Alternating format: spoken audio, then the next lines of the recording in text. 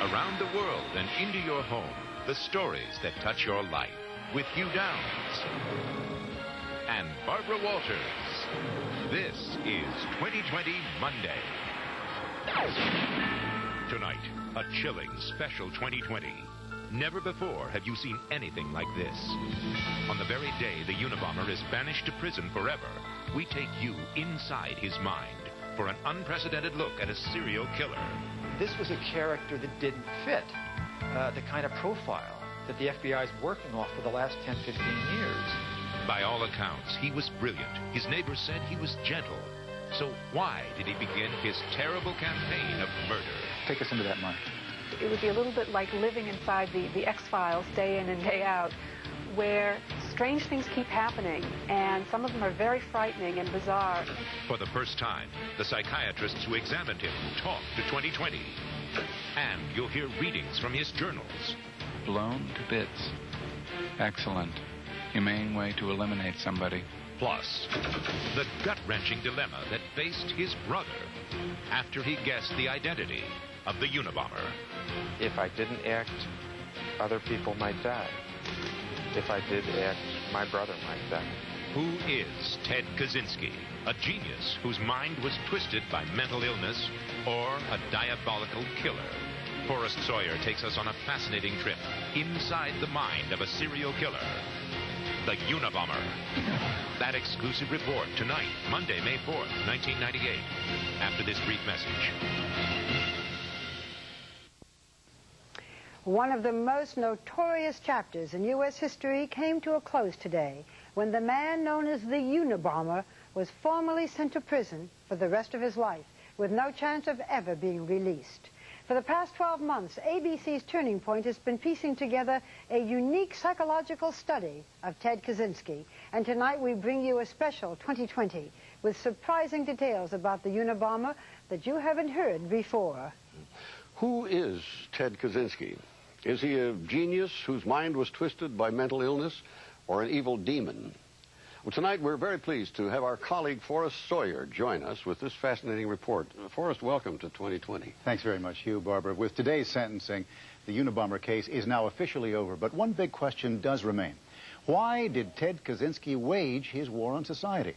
To find out, we have interviewed for the first time psychiatrists who examined Kaczynski after his arrest. And we've talked exclusively to the brother who turned him in, as well as to his neighbors and friends in Montana. Together with his journals, they give us a glimpse into the mind of a deeply troubled serial killer. Lincoln, Montana. A small single road strip of a town in the high country near the Continental Divide. Early spring, 1996. The snow that year was unusually deep. Unknown to most of Lincoln, federal agents had slipped into town on the trail of an elusive serial bomber. For 18 years, with all the resources that the government had, he got away with murder. Two agents, working undercover, had quietly gathered information on the mysterious hermit who lived on the outskirts of town. Very smart guy. One of the smartest that law enforcement has ever encountered. Then, at 5:30 on the morning of April 3rd, 24 government agents and support personnel prepared to move into position. We looked out the window, our dining room window, and here's all these vehicles going up. You know, all these four-wheel drives. You could tell the FBI they had the four-wheel drives. At 11 a.m., the FBI special agent in charge, Jim Freeman, told a 9-man SWAT team to move in. As they approached the cabin, Ted opened the door, asked what they were doing. There was a scuffle right at that point, and he, in fact, was handcuffed there and was never allowed back into his cabin. They found a man who looked nothing like the frighteningly clever killer they had been expecting. It was just incredible to see him, the sight of this man, disheveled appearance, ragged clothes. His skin seemed to have a smoky charcoal patina to it. I mean, it was just, he was just incredibly covered with soot. Most stunned were those who knew Ted Kaczynski the best, or who thought they did. Lincoln librarian Sherry Wood. He was the most non-threatening person I had ever met, and he was probably the most gentle-spoken person I had ever met. It was devastating for us. Kaczynski's neighbors, Dick and Eileen Lundberg. We didn't think he could possibly be a Unabomber.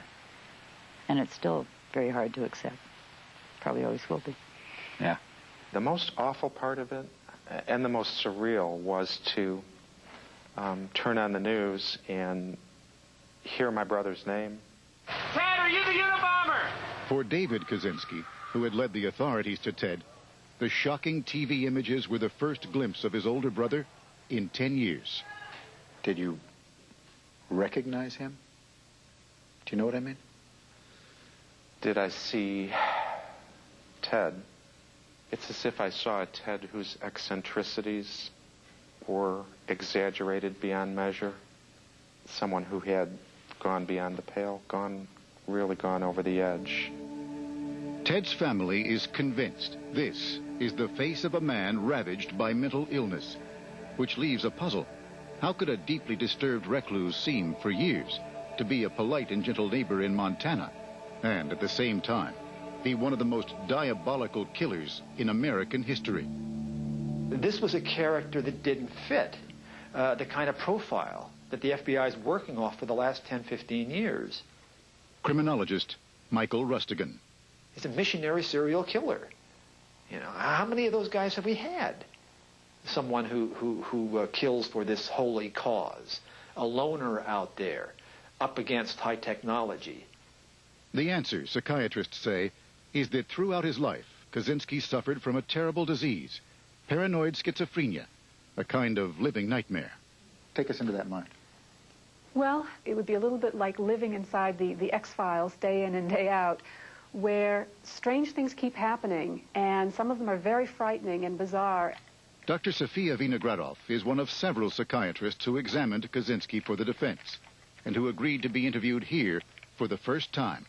And for some people, it becomes so overwhelming and the danger becomes so omnipresent that they decide they've got to take some action about it. It's either that or sit still and wait to be found and killed. The agents who searched Kaczynski's remote one-room cabin found a treasure trove of incriminating evidence. An assembled handmade bomb, just like the ones that had killed 3 people and injured 29 others. And thousands of pages of journals, Kaczynski's own words, read here by an actor. Before leaving Montana, I made a bomb in a kind of box, designed to explode when the box was opened. Words that chronicle a war against the modern world that started outside Chicago 20 years ago. I picked the name of the electrical engineering professor out of the catalog. In May 1978, a professor at Northwestern University received an unusual package. Campus police officer Terry Marker went to inspect it. And when I lifted my left hand, it went boom, blew my hand back. And I said, whoa, is everybody all right? And they said, yeah. I said, wow, that's something. Marker sustained only minor injuries, and police dismissed the first bombing as a prank. Then, a year later, a second bomb injured a graduate student. I had hoped that the victim would be blinded or have his hands blown off or be otherwise maimed. Well, at least I put him in the hospital. Live and learn. By 1979, Kaczynski's attention had turned from universities to airliners. One of his bombs exploded on American Airlines Flight 444, forcing an emergency landing outside Washington, D.C. Unfortunately, plane not destroyed. Bomb too weak. But why airliners? In Kaczynski's troubled mind, the planes that flew over his Montana cabin were more than a distraction. They were a disaster. Noises start to become overwhelming. A door slamming, a car going by becomes extremely frightening and loud, and you're unable to filter it out. And the person is bombarded with data, and it's just, what's going on in my world? He once said that it wasn't just the noise of the plane as much as that bothered him. It was all that it represented.